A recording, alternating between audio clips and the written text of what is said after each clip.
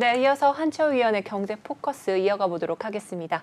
위원님 나와 계십니다. 안녕하세요. 네, 안녕하십니까. 네, 위원님 오늘 좀 장이 심상치 않습니다. 전일장도 코스피 코스닥 양시장이 좀 낙폭이 컸었는데요. 전반적으로 글로벌 증시는 좋았는데 우리 증시에서는 어떤 이슈도 좀 찾지 못한 상황에서 이렇게 낙폭이 키웠습니다. 오늘 또 이어서 좀 이런 현상이 좀 일어날지.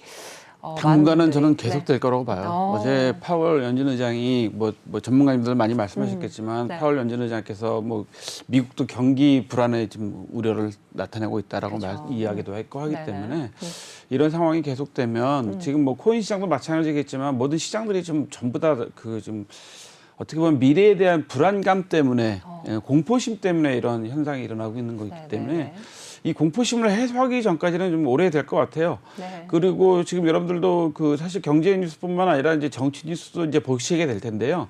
정치 뉴스 중에서도 그 정치학자께서 이런 걸 분석하신 게 있어요. 윤석열 대통령이 왜 지지율이 안 올라갈까?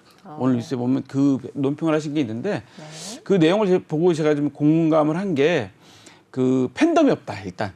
팬덤 형성이 안 돼 있다는 거하고 뭐 팬덤 정치에 좀 좋은 거다 나쁜 거다 여러 가지 논란이 있기 때문에 말씀드리기 어렵지만 팬덤 문제가 한 가지 있을 수 있고요.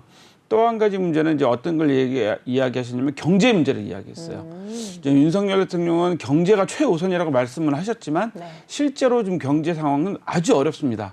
제가 오늘 오랜만에 방송을 오면서 차를 가지고 왔는데요. 주차장에 가보니까 주차비가 20% 올랐더라고요. 20% 인상됐어요. 그러니까 이것을 생각해 보면 그 주차비까지 지금 현재 인상되고 있는 이런 현상, 경제가 상당히 어려운 이런 현상. 어제도 말씀드렸지만 칼국수 한 그릇에 지금 10,000원을 줘야지 먹을 수 있는 이런 상황에서 과연 그 국민들이 이 불안감을 어떻게 이겨낼 것인가. 이것을 해줘야 되는 게 이제 정치권의 이제 현재 큰 책임인데 정치권에서는 아직 특히 그 국회는 아직 이제 후반기 원구성도 못 하고 있는 이런 상황입니다. 과연 이분들이 진짜 국가와 경제 또 그리고 또 국민의 안위를 생각하시는 분들인지 저는 의아한 생각이 좀 들어가고 있는데요. 아무튼 공포가 좀 사라져야지 주식시장도 좀 맑게 개일 것 같습니다. 오늘 오후에 비가 많이 온다고 합니다. 네, 좋습니다. 이제 미래에 대한 공포심과 우려감이 짙게 깔려있는 장세에 여러분도 철저히 대비하시라는 말씀해 주셨습니다. 자, 그러면 본격적으로 좀 이야기 나눠보도록 하겠습니다. 첫 번째 기사부터 살펴보죠. 트리플 악재에도 버거운데 산업계가 최악의 핫투, 그러니까 노동계 여름철 투쟁 예고에 신음을 하고 있다는 이야기인데요. 네. 그렇죠. 지금 트리플 악재라는 게 지금 여러분들도 잘 아시다시피 뭐 어떤 게 있을까요? 트리플 악재가 현재 뭐 여러 가지 뭐 유가 문제, 그런 문제를 이야기하잖아요. 근데 여기에 지금 문제가 또 된 게 뭐냐면 주요 기업들이 이제 임금 인상을 대폭적으로 요구하고 있습니다. 어제 또 저 최저임금위원회에서 요구했던 사항도 최저임금이 지금 1,890원을 요구했다래요. 이게 이제 1,890원 노동계 요구아니면 전년 대비 약 한 18.7% 정도 인상된 그 금액입니다. 제가 좀 전에도 아까 주차비 20% 인상됐다고 말씀드렸다시피 대부분의 물가가 지금 20% 정도 이상 오르고 있기 때문에 아마 최저임금도 이 정도 요구하신 것 같은데요. 어떻게 될지 지금 뭐 정확히 이제 결정을 좀 더 회의를 하고 결정하겠지만 이런 문제가 돼 있는 데다가 지난번에 우리가 어떤 일이 있었죠? 대법원에서 임금 피크제에 대한 문제 다시 이렇게 하면 안 된다고 또 이야기했기 때문에 지금 현재 노동계에서는 임금 피크제 문제도 다시 이제 들고 나오기 시작을 했습니다. 임금 피크제가 사실은 그 정년을 보장하고 기업의 그 인건비 부담을 좀 감소시키기 위해서 만들었던 제도인데 이게 법으로 옳지 않다고 했기 때문에 이런 문제가 이제 있고요.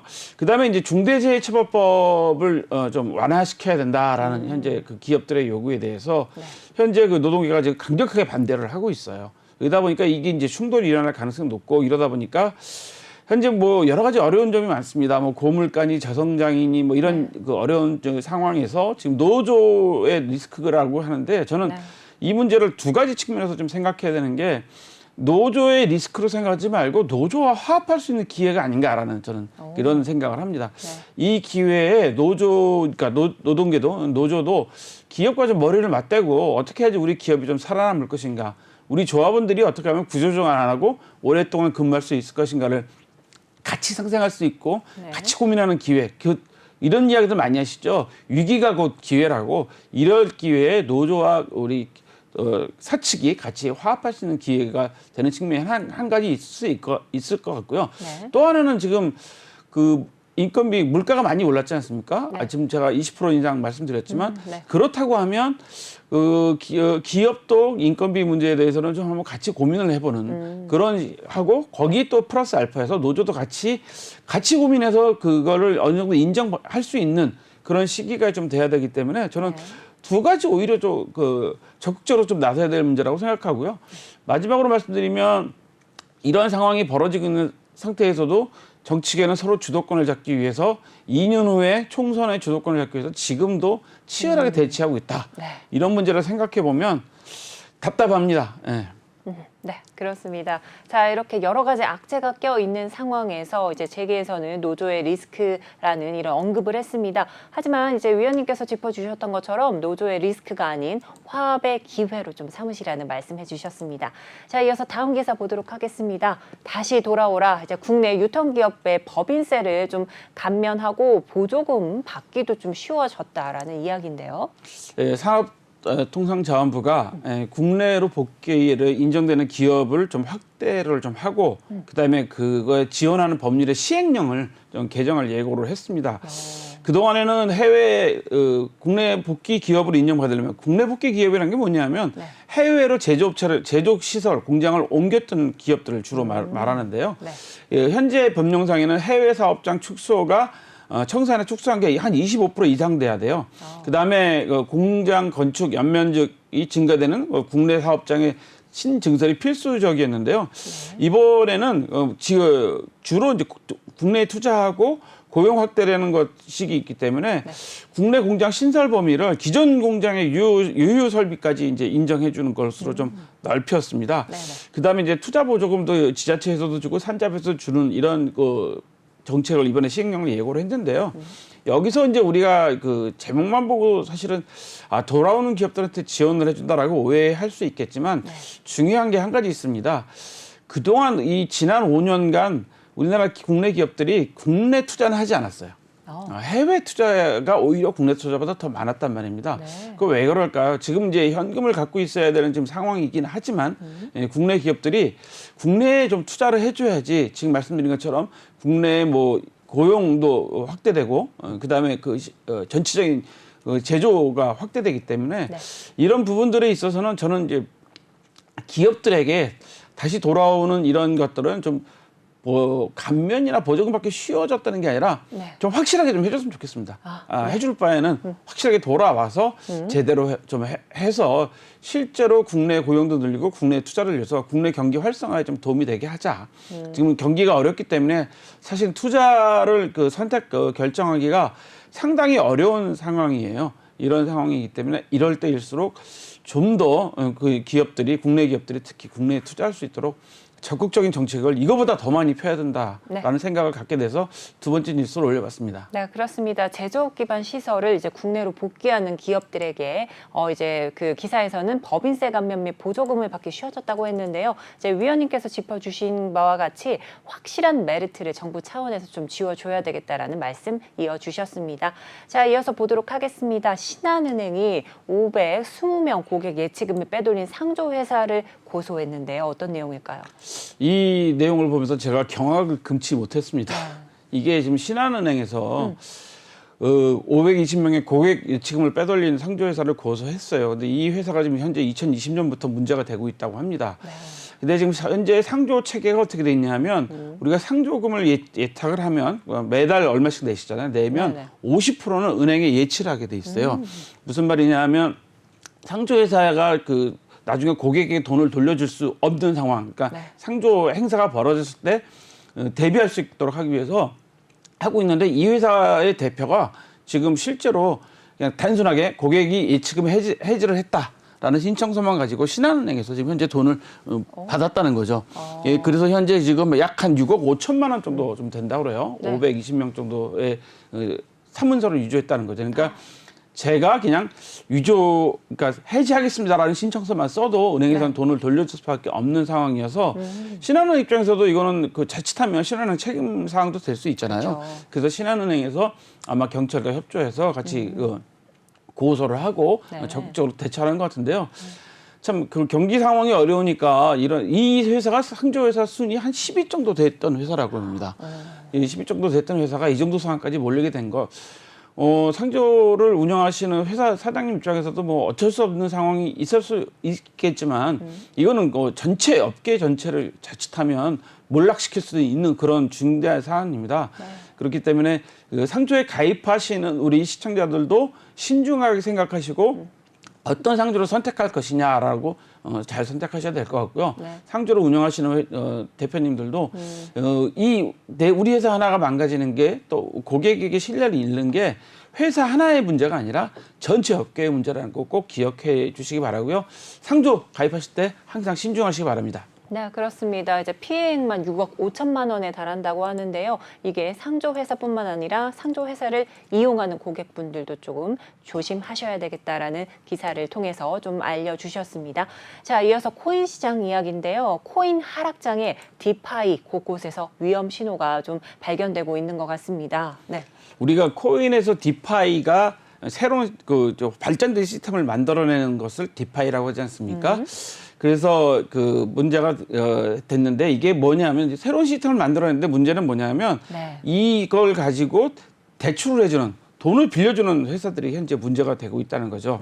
그래서 가장 크게 된다는 게 어디냐면 셀시우스 네트워크라고 합니다. 네. 여기서는 12일부터 암호화폐 인출 교환 송금 서비스를 잠정 중단했다고 그래요. 네네. 그러니까 이 암호화폐를 이용해서 그러니까 암호화폐를 맡겨놓고 거기서 이자를 받는다든가 아니면 도움을 받는 그런 그 금융 시스템에서 곳곳에서 문제가 된다는데 이거 디파이를 활용해서 그러니까 이게 지금 가만 생각해 보시면 루나테라랑 비슷한 시스템입니다. 루나를 받쳐주기 위해서 테라를 뭐 판매하고 뭐 이런 거하고 또 그걸 맡기면은 이자를 주고 뭐 이런 시스템하고 비슷한 그 상황이었었는데 네. 이 이름만 바뀌었지 사실은 디파이랑 개념하고 루나테라도 비슷하거든요. 네. 그래서 이런 그 현재 그 업체들이 그 현재 지급 불능 상태가 서서히 되고 있는데 이게 뱅크런 사태가 일어나기 때문에 그렇거든요. 네, 네. 지금 코인이 연초 대비 비트코인만 해도 한 50% 이상 빠졌기 때문에 많은 분들이 이제 공포심을 느껴서 빠져나가시고 계시고요. 솔라나 같은 경우는 한 78% 정도 지금 현재 마이너스가 되어 있는 상태입니다. 네. 그러니까 솔라나 디파이 했던 분들이 겁을 먹고 이제 막 다 빠져나가시는 거죠. 그런 뱅크런이 일어나고 있기 때문에 이럴 때 코인을 사야 되지 않냐라고 말씀하시는 분들도 계신데 절대 그러시면 안 되겠습니다. 이럴 때일수록 잘 버티셔야 됩니다. 네, 그렇습니다. 이제 최근 여러 문제가 좀 부각되면서 불안불안한 코인 시장인데요. 이제 투자하시는 분들은 좀 조심하시라는 말씀도 해주셨습니다. 자, 이어서 4월 이제 인구가 마이너스 1만 5,563명이 됐다고 하는데요. 30개월째 자연 감소에 들어갔습니다. 그러니까 인구가 계속 줄고 있는 거죠. 네. 뭐 줄고 있다는 얘기는 무슨 얘기냐면 출생자보다 사망자가 더 많다는 이야기입니다. 그러네요. 통계청이 4월 인구 동향을 발표했는데요. 4월 달 사망하신 분이 약 36,697명. 그래서 약 46.3%가 증가했다고 그러는데요. 이게 역대 두 번째라고 합니다. 네. 이 출생아 수는요. 77개월 연속 감소입니다. 그다음에 결혼도 결혼도 이혼도 더 적게 해서 현재 인구 감소가 계속적으로 일어나고 있는 상황이어서 네네. 우리 그 시청자 여러분께서 인구 감소 문제에 대해서 좀 관심을 좀 가지셔야 될 것 같아서 혹시라도 결혼 안 한 자녀분이 계신다든가 또 결혼 정년기에 계신 분들이 계시면 인구 감소가 이 우리나라 이제 좀 심각한 상황으로 오고 있다라는 걸 좀 느끼셔야 될 것 같아서 뉴스를 올려봤습니다. 네, 이제 예나 지금이나 이제 인구 감소에 대한 우려감은 계속 지속되고 있는데요. 여러분들도 조금은 이제 같이 함께 고민을 하시면서 같이 보셔야 될 것 같습니다. 자, 이제 김포 하네다 노선이 드디어 29일부터 운항을 재개한다는 소식인데요. 많은 분들이 좀 기뻐하실 것 같습니다. 어제 일본 정부하고 합의를 해가지고 발표했다는 것 같아요. 네. 이 항공 노선은 철저하게 그 상대방하고 동등하게 이루어집니다. 그래서 지금 김포 하네다 노선을 대한항공은 수요일하고 토요일, 아시아나항공은 수요일하고 금요일 주 2회씩 운행하니까 4번이겠죠. 네. 근데 지금 발표는 8번으로 나와 있잖아요. 그러면 잘하고 아나항공도 마찬가지로 또 4번씩 해서 8번을 운행한다는 겁니다. 네. 이게 노선이 상당히 그 황금 노선이에요. 그 탑승률이 98% 정도 됐던 거의 만석이었던 노선입니다. 이게 비즈니스 노선이기 때문에 아침 7시 첫 비행기로 도쿄를 가면 도착해서 일을 보고 바로 또 저녁 비행기로 돌아올 수 있는 그런 그 정도의 그 황금 노선이었습니다. 네.